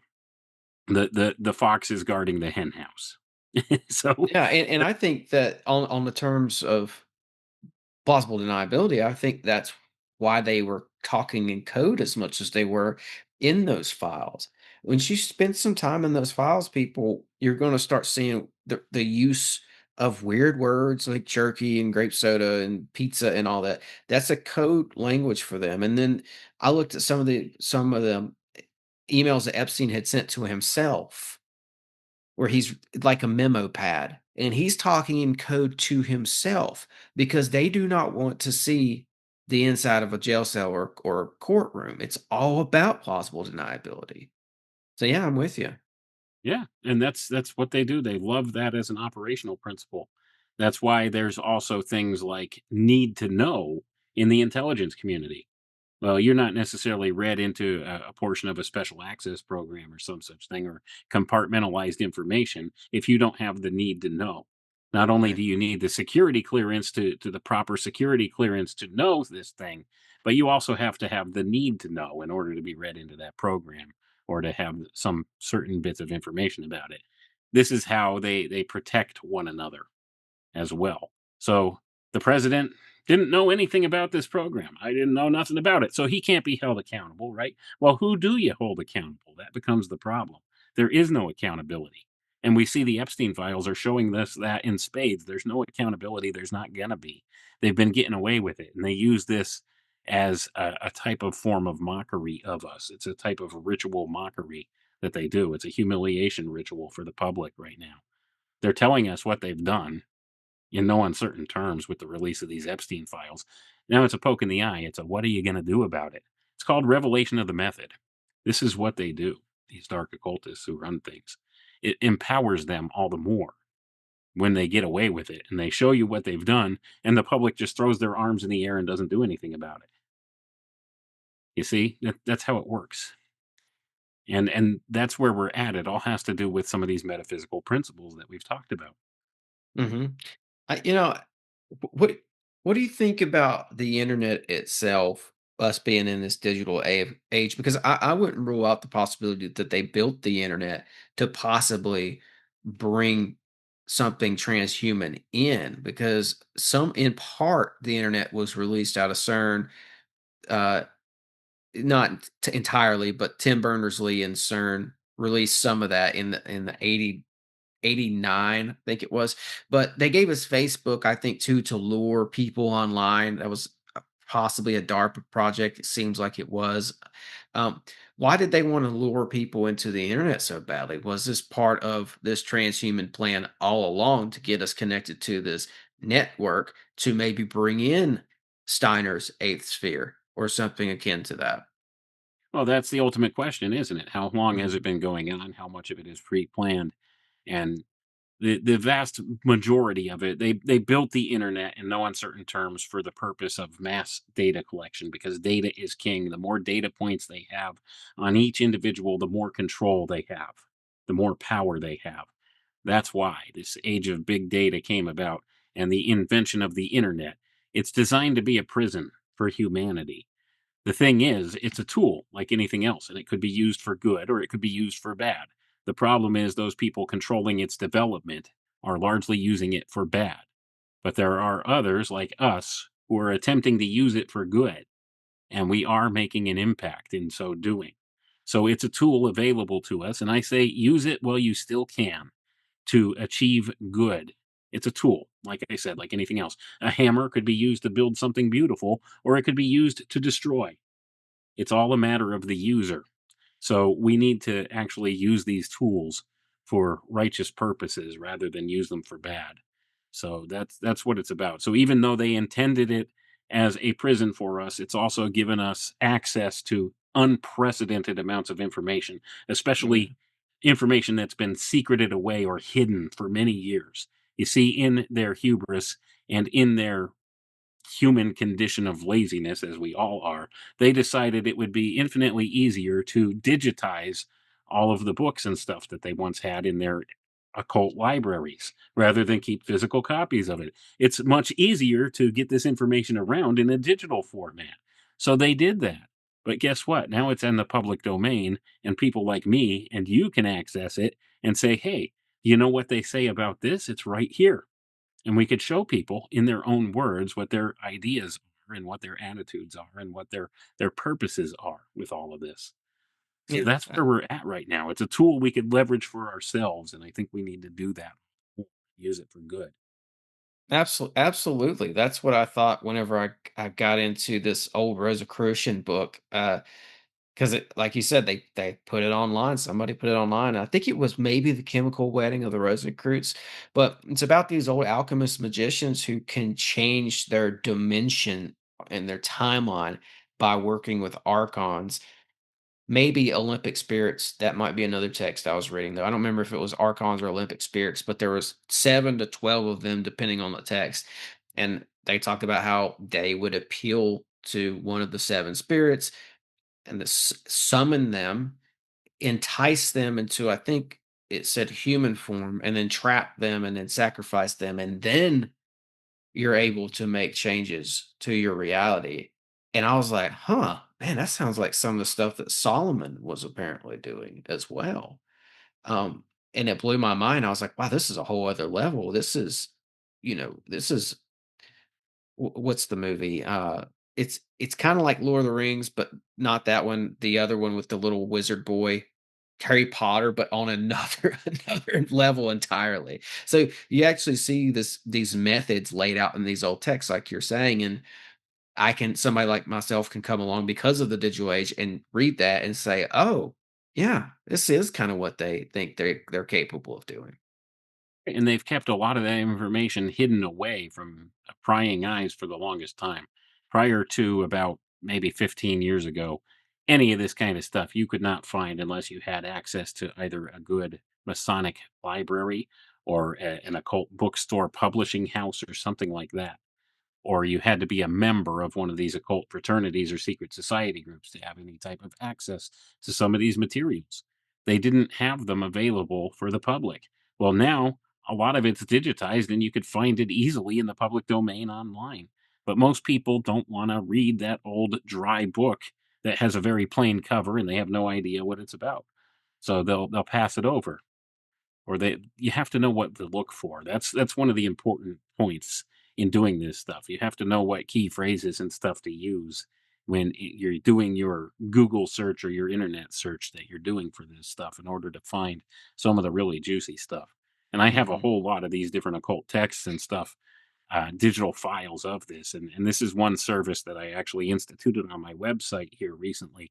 I have the ATR digital library available for premium members there, where I've uploaded a lot of these different books and white papers and all these different things that I sometimes use for my podcasts and stuff like that, made them available for people to download a PDF file of it and read it if they want.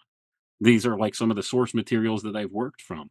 So I've been adding to that a little at a time because I have literally thousands upon thousands of digital documents of this sort. So it's Incredible. all there.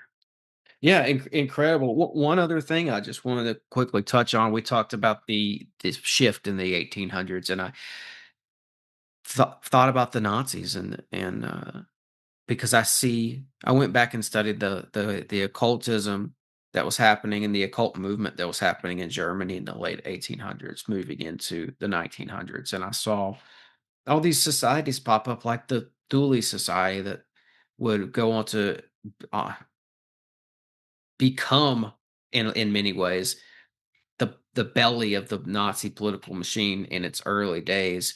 And I thought about Nietzsche in terms of this whole conversation in transhumanism. And I got a quote here. He said, "Man is something that shall be overcome. Man is a rope tied between beast and overman, a rope over an abyss.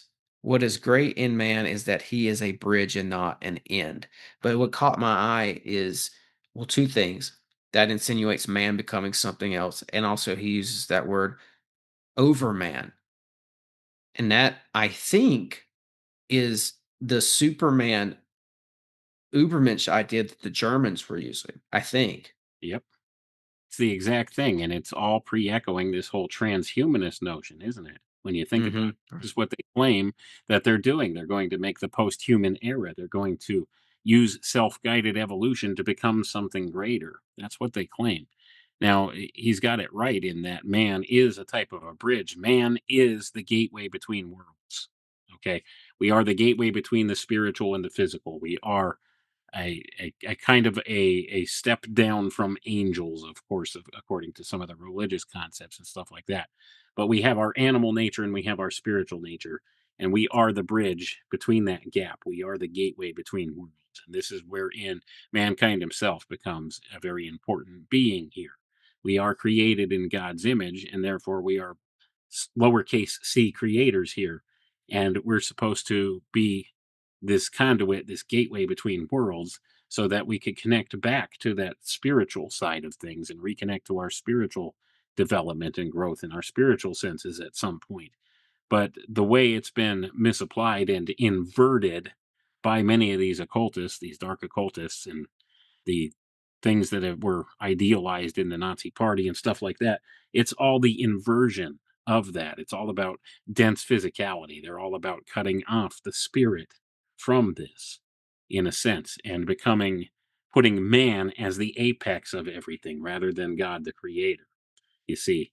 So this is why we have this whole secular humanist movement and stuff like that that goes along with that, and this whole notion of the overman, the Ubermensch, the post-human, if you want to use the transhumanist language for it. And Nietzsche was a very smart guy, but I think he really had some misunderstandings about things, and eventually it drove him mad, like really delving deeply into a lot of this stuff. But at some point, though, we need to acknowledge here that yes, this is all at the heart of everything that happened in Nazi Germany too. It Mhm. all has to do with occultism. Like I said, you follow this stuff for any length of time, you always find occultism. You always find transhumanism. The two things are inseparable, and they're at the heart and soul of everything happening in the world today. And even all throughout the course of time, it's all been leading down this path. So That's there it. you have. There you have it. That's it. We went full circle and returned to a concept you laid out in the beginning of the episode. I love it when that happens. Man, this was great. A lot of information for people, a lot of hopefully new insights for people. And I think this is what's happening in large in our times. A lot of the concepts that you broke down are happening right now in real time. And I think that an episode like this is very important. So I want to say thanks for coming on. I appreciate you spending your time with me and sharing some of your knowledge with me today. And I'd love to talk with you again. But until then, why don't you tell everybody again where they can find you and access your work? Well, thank you again for having me on. It's always a pleasure. It's been a very pleasant conversation, and I'm glad we were able to have it here. People could find me at my website, www.alchemicaltechrevolution.com. All of my work is centralized there. You can find everything I'm involved with on there. So, once again, thank you. You've been a gracious host, and I do appreciate it. Thank you. I appreciate you coming on. And yeah, great conversation tonight. Hope everybody enjoyed this one. Well, I know I did. So I hope you did as well. And I'll have Wayne's links below. Go check those. Go check out his website. Go order one of his books. and get in deeper with this information. And as always, break the mold, conquer the realm, and thanks for listening.